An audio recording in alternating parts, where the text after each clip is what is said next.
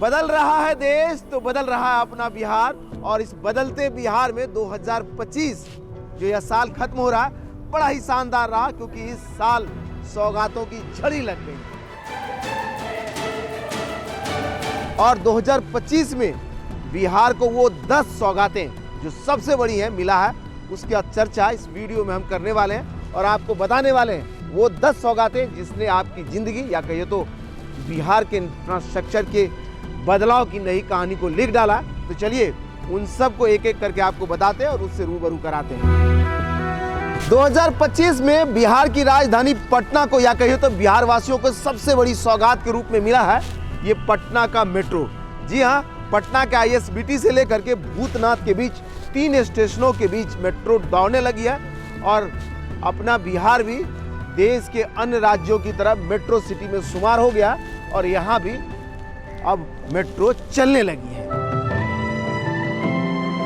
दूसरे नंबर पर अगर हम बात करें तो राजधानी पटना को या कहिए तो बिहार वासियों को पटना एयरपोर्ट का नया टर्मिनल मिल गया। जी हाँ, पटना का जो पुराना वाला टर्मिनल जो देखने में ऐसा लगता था कि किसी घर में आ गए, उसके जगह पर एक अंतर्राष्ट्रीय मानक का यह नया टर्मिनल बनकर तैयार हुआ, जिसका लोकार्पण प्रधानमंत्री नरेंद्र मोदी 2025 में ही किया।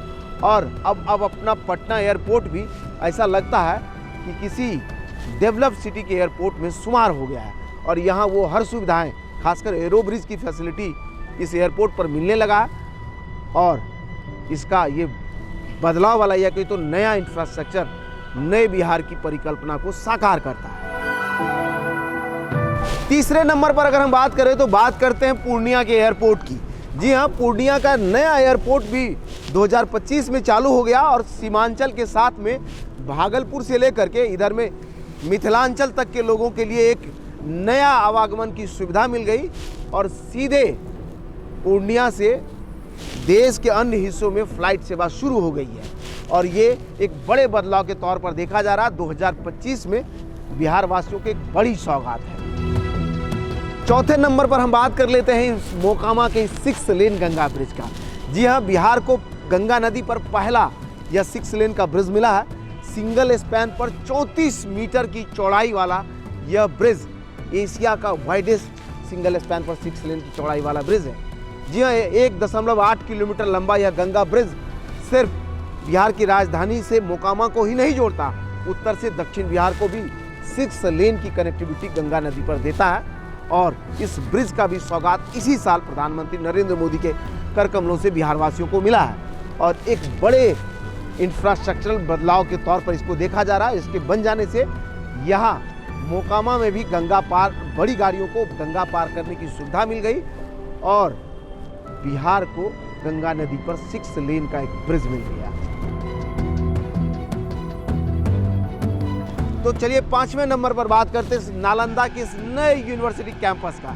जी हाँ, नालंदा के पुराने खंडरों के जगह पर नया और यह आधुनिक इंफ्रास्ट्रक्चर वाला नया नालंदा यूनिवर्सिटी कैंपस बनकर तैयार है और इसका भी प्रधानमंत्री नरेंद्र मोदी 2025 में लोकार्पण किए हैं। देश का पहला नेट जीरो कैंपस वाला यह यूनिवर्सिटी है जो पूरी तरह से इको फ्रेंडली सुविधाओं से लैस है। पर्यावरण को संरक्षित करने और पर्यावरण फ्रेंडली चीज़ों पर काम करने का शौक है या उसको जानना चाहते हैं तो यहाँ पर नेट जीरो की पढ़ाई कर सकते हैं। 6ठे नंबर पर हम बात करते हैं रजौली बख्तियारपुर रोड के साथ में कई और सड़कों का भी सौगात इस साल मिला है। इसमें रजौली से लेकर बख्तियारपुर तक यह नया 4 लेन का कॉरिडोर तो बिहार वासियों को मिला ही है, साथ ही बख्तियारपुर से लेकर के मोकामा के बीच भी नया ग्रीनफील्ड 4 लेन का कॉरिडोर भी आम लोगों को इसी साल मिला है, जिस पर से गाड़ियां दौड़ रही हैं। बिहार के बदलाव में इन सब परियोजनाओं को बड़े प्रमुखता से देखा जा रहा है और 2025 में इन सभी परियोजनाओं का सौगात आम लोगों को मिला है।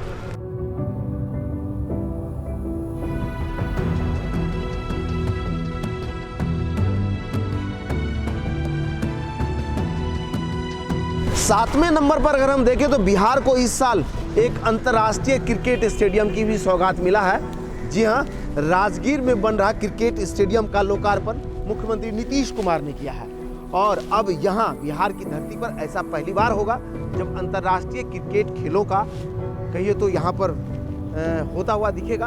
अब बिहार में भी आईपीएल जैसे खेलों का आयोजन हो सकेगा, इसके लिए राजगीर का क्रिकेट स्टेडियम तैयार हो गया। इसका भी मुख्यमंत्री नीतीश कुमार ने इसी 2025 में लोकार्पण किया है।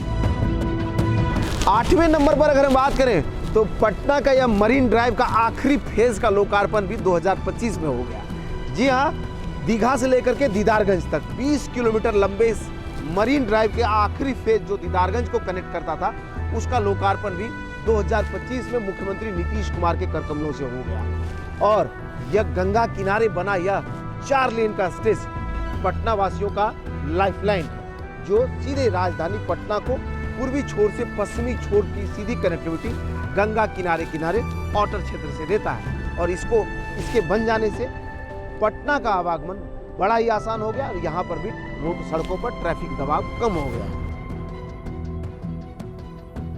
9वें नंबर पर अगर आपको हम दिखाएं तो इस साल 2025 में कच्ची दरगाह बिदुपुर 6 लेन गंगा ब्रिज का कच्ची दरगाह से राघोपुर तक का जो स्ट्रेच है उसका लोकार्पण मुख्यमंत्री नीतीश कुमार के कर कमलों से हुआ।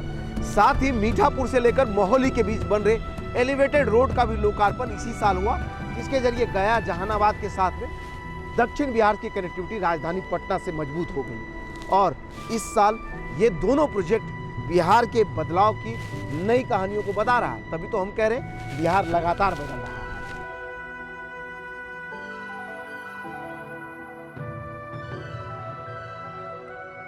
10वें नंबर पर अगर हम बात करें तो इस साल ट्रेनों की सौगात की झड़ी लग गई। जी हाँ, जयनगर से लेकर पटना के बीच देश की दूसरी नमो भारत ट्रेन के साथ साथ राजधानी या कहिए तो बिहार को कई वंदे भारत ट्रेन के साथ साथ अमृत भारत ट्रेनों की भी सौगात 2025 में मिला है। और कहिए तो सड़कों के जरिए आवागमन तो आसान हुआ ही, रेल नेटवर्क भी मजबूत हुआ और ट्रेनों की संख्या भी बढ़ी है।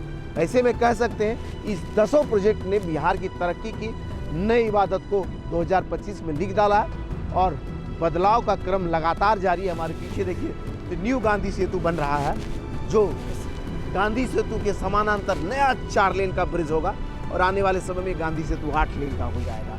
तभी तो हम कह रहे हैं बिहार लगातार बदल रहा है और बदलती बिहार की तस्वीरें भी आप हमारे जरिए देख रहे हैं। ऐसे वीडियोज़ को लगातार देखते रहने के लिए आप सोशल मीडिया की जिस भी प्लेटफॉर्म पर हमें देख रहे हैं वहाँ हमें सब्सक्राइब या फॉलो करना बिल्कुल ना भूलें। धन्यवाद।